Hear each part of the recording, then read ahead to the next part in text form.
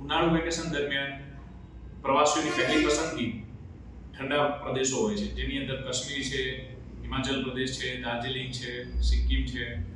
તો આવા પ્રદેશોની પસંદગી પહેલી હોય છે. અને ખાસ કરીને સૌથી આ સમયમાં પીકમાં જે અમારી પાસે ઇન્ક્વાયરી હોય છે, તો એની અંદર કાશ્મીર મોખરે છે. પૃથ્વીનું સ્વર્ગ એવું આપણું કાશ્મીર, એ દરેકનું સ્વપ્ન છે કે ત્યાં કાશ્મીરમાં જવું અને ત્યાં આનંદ માણવો.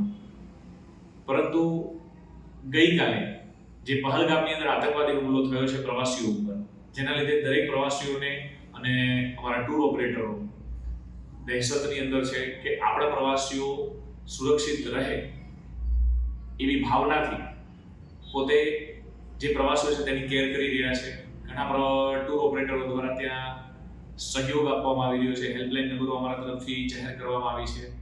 સાથે સાથે જે આગામી બુકિંગો છે એને પણ પ્રભાવ પડી રહ્યો છે. એના લીધે ઘણા બુકિંગો કેન્સલ થઈ રહ્યા છે અને અમુક બુકિંગોને અમે સમજાવી અને ડાયવર્ટ કરી રહ્યા છીએ હિમાચલ પ્રદેશ, દાર્જિલિંગ, સિક્કિમ તરફ.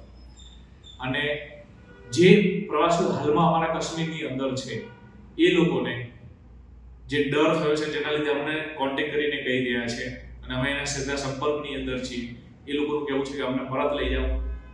એમની કોઈ જ ઈચ્છા હોય તે ફરવાની નથી, કેમ કે ક્યાંક ને ક્યાંક એવો ડર છે કે ક્યારે અમારા પરિવાર સાથે શું થાય. અને ફેમિલી સાથે જ્યારે જતા હોય ત્યારે ફેમિલીની સુરક્ષા એ દરેક વડીલોનો અથવા જે કોઈ વ્યક્તિ હોય જેના થ્રુ ગયા હોય એની રહેતી હોય. એટલે ક્યાંક ને ક્યાંક અમારા ચિંતા છે. અને ખાસ આ આતંકવાદી હુમલા ઘટનાના બાદ અમારા ટૂર ઓપરેટરોની અંદર ઘણું નુકસાન વેઠવાનો વારો આવી રહ્યો છે. કેમ કે જે બુકિંગો અમારા હતા કેન્સલ થઈ ગયા છે. અમે ઓલરેડી ત્યાં જે કોઈ પહેલેથી સેટઅપ કરેલા હોય એના માટે અમે રોકાણ કરેલું હોય એ રોકાણો પર પણ અમને ખૂબ જ અસર થઈ રહી છે, જેના લીધે નુકસાન અમને પણ છે. અને અમારું નુકસાન હજુ નાનું સમજીએ છીએ, પરંતુ જે આ આતંકવાદી હુમલાની અંદર પોતાના જીવ ગુમાવ્યા છે એના પરિવારને એ બધાને જે નુકસાન થયું છે એ બધાને અમે શ્રદ્ધાંજલિ અમારા ટૂર ઓપરેટરો તરફથી આપીએ છીએ. અને ખાસ હાલ અમે પણ લોકોને અપીલ કરી રહ્યા છીએ કે ફરવા જવું હોય તો આ સમયગાળો હવે અવોઇડ કરો કાશ્મીર માટે, અને હિમાચલ પ્રદેશ, દાર્જિલિંગ, સિક્કિમ જેવા પ્રદેશોને પસંદગી આપો.